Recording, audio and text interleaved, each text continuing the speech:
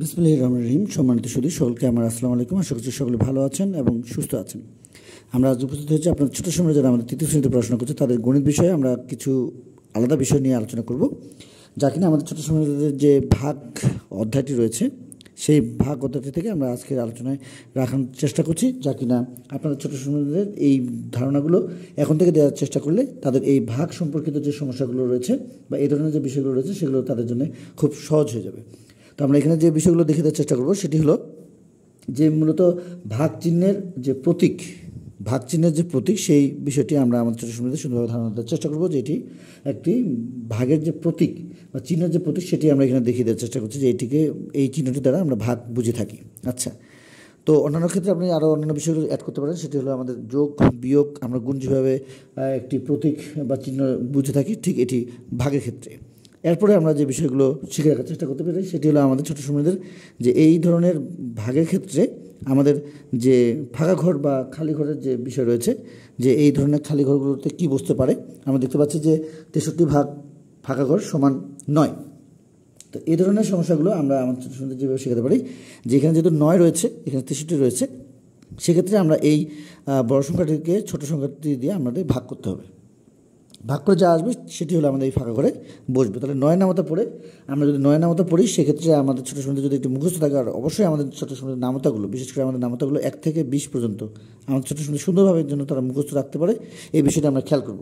এবং গণিত বিষয়ে এই খুঁটিনাটি বিষয়গুলো নিয়েও আমরা আরও সামনে কাজ করবো ইনশাল্লাহ। তো আমরা আজকে যে বিষয়টি দেখে দেওয়ার চেষ্টা করছি সেটি হলো যে তাদের এই ভাগের যে অধ্যায়টি রয়েছে, এখান থেকে আমরা তাদের কী আরও অন্যান্য বিষয়গুলো শেখাতে পারি, এবং এই বিষয়গুলো তাদের জন্য খুবই গুরুত্বপূর্ণ, এবং আমরা এই অনুযায়ী আমাদের ছোটো সময়তে প্রস্তুতি গ্রহণের চেষ্টা করব। এবং আমরা চেষ্টা করছি আপনাদেরকে আরও অন্যান্য বিষয়গুলো সুন্দরভাবে দেখিয়ে দেন।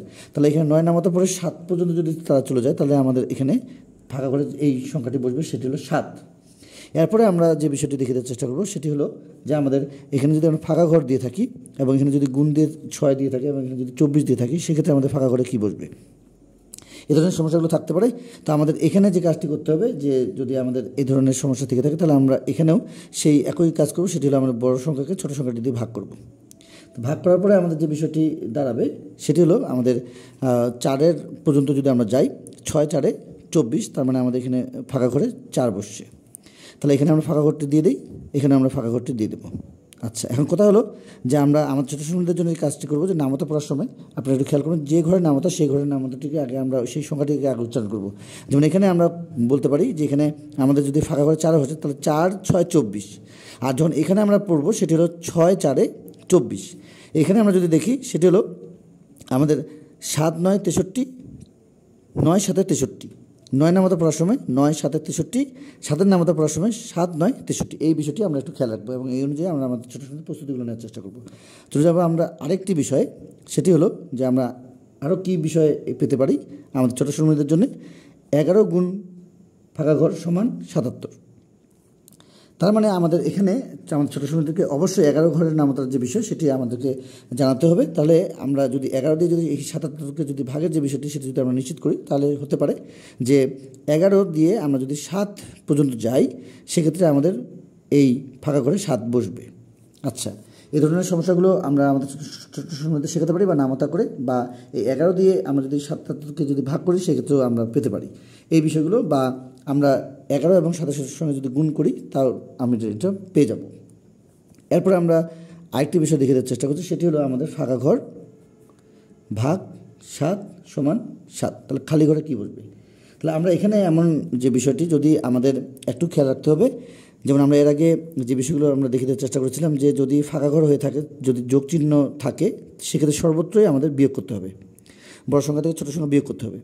যদি আমাদের গুণ হয়ে থাকে, যেমন এখানে আমরা গুণ দেখতে পাচ্ছি, যদি আমাদের সামনে হয়ে থাকে ফাঁকা ঘর বা মাঝখানে হয়ে থাকে, সেক্ষেত্রে আমাদের সবসময় ভাগই করতে হবে। এই বিষয়টা আমাদের একটু খেয়াল করতে হবে। এখন আমাদের এখানে এর আগে আমাদের একটি অপশন ছিল, সেটা হলো আমাদের যদি ফাঁকা ঘর হয়ে থাকে এবং যদি বিয়োগ চিহ্ন যদি থাকে এবং ফাঁকা ঘরটা যদি সামনে থাকে, তাহলে সেক্ষেত্রে আমাদের এই দুটি সংখ্যার যে রয়েছে সে দুটি আমাদের যোগ করতে হবে। আবার ফাঁকা ঘর যদি হয়ে থাকে এবং যদি আমাদের বিয়োগ হয়ে থাকে, যদি সেটি যদি মাঝখানে হয়ে থাকে, মাঝখানে যদি হয়ে থাকে, তাহলে আমাদের এই যে আমরা এখানে যে সংখ্যাটি পেয়ে যাচ্ছি, এই দুটি আমাদের বিয়োগই করতে হবে। তাহলে আমাদের এই বিষয়টি খেয়াল করতে হবে যে আমরা আমাদের ছোটো সন্তানদের এইগুলো কীভাবে শেখাতে পারি। এখন আমরা এখানে দেখতে পাচ্ছি ভাগের যে ক্ষেত্রে যে বিষয়টি, এখানে একটি ভাগের ক্ষেত্রে ছিল। তাহলে আমরা এখানে যে কাজটি করেছি সেটি হলো আমরা বড় সংখ্যা থেকে ছোট সংখ্যা আমরা ভাগ করেছি। এখন গুণের ক্ষেত্রে আমরা দেখেছি কি যে বড় সংখ্যা থেকে ছোট সংখ্যা কী করেছি, ভাগ করেছি বা নামতা পড়ে মিলিয়েছি। ঠিক এখানেও মাঝখানের ক্ষেত্রে একই ছিল। এখন আমরা ভাগের ক্ষেত্রে যদি ভাগাগর সামনে থাকে সেক্ষেত্রে আমরা কী করতে পারি, সেক্ষেত্রে আমরা ভাগ চিহ্ন থাকার পরেও আমাদেরকে কী করতে হবে, দুটি সংখ্যার আমাদের গুণ করতে হবে। তাহলে সাথে আমরা এখানে 49 দিয়ে দেবো। তাহলে এখানে আমাদের ফাঁকা করে কী বসলো, 49 বসলো। এই বিষয়টা আমাদের খেয়াল করতে হবে এবং আমরা এই অনুযায়ী আমাদের ছোটো সুন্দর সুন্দরভাবে প্রস্তুতিগুলো নেওয়ার চেষ্টা করব। এখন কথা হলো যে এখানে আমাদের যে কাজটি করতে হবে সেটি হলো, এর সঙ্গে আমরা আমাদের ছোটো সুন্দর সুন্দরভাবে আরেকটি ধারণা দেওয়ার চেষ্টা করব যে যদি কোনো সংখ্যা থেকে থাকে, আমাদের যদি কোনো সংখ্যা থেকে থাকে স্বাভাবিকভাবে, যেমন এখানে আমরা দেখতে পাচ্ছি যে 45/5 সমান 9। এই ক্ষেত্রে আমাদের কোনটি ভাজ্য, কোনটি ভাগফল, কোনটি ভাজক, সেক্ষেত্রে আমাদের একটু ধারণা দেওয়ার চেষ্টা করব। সেটি হলো যে আমাদের এই যে এখানে যেটি দেখতে পাচ্ছি যে বড় সংখ্যাটি, যে সংখ্যাটিকে আমরা ভাগ করছি সেটি হলো আমাদের ভাজ্য। তাহলে আমরা আবার একটু শুনে নেই, যে সংখ্যাটিকে আমরা ভাগ করছি সেটি হলো আমাদের ভাজ্য, এবং যেটি আমাদের ফলাফল বের হলো সেটি আমাদের ভাগফল। আর যে সংখ্যাটি দিয়ে ভাগ করছি সেটি হলো আমাদের ভাজক। আমরা একটু শুনে নেই। তাহলে এটি হলো আমাদের ভাজ্য, এটি ভাজক, এটি আমাদের ভাগ ফল। তাহলে আমরা আবার একটু দেখে নেই যে আমাদের ছোটো সময়ের জন্য সুন্দরভাবে, যে সংখ্যাটিকে ভাগ করছি সেটি হলো আমাদের ভাজ্য, যে সংখ্যাটিকে দিয়ে ভাগ করছি সেটি হলো আমাদের ভাজক, যে ভাগফল যেটি ফলাফল বের হলো সেটি আমাদের ভাগ ফল। তাহলে আমরা আজকে দেখিতে চেষ্টা করছিলাম আপনাদের ছোটো সময় যারা আমাদের তৃতীয় শ্রেণীতে পড়াশোনা করছে তাদের গণিত বিষয়ে। আমরা আজকে এই ধরনের যে সমস্যাগুলো, যে খুঁটিনাটি যে বিষয়গুলো রয়েছে ভাগ সম্পর্কিত, সেই বিষয়গুলো থেকে আমরা এই ফাঁকা ঘর বা খালি ঘরের সাহায্যে আপনাদেরকে বুঝিয়ে দেওয়ার চেষ্টা করেছিলাম যে কীভাবে আমরা আমাদের এই ধরনের সমস্যাগুলো সমাধান করতে পারি।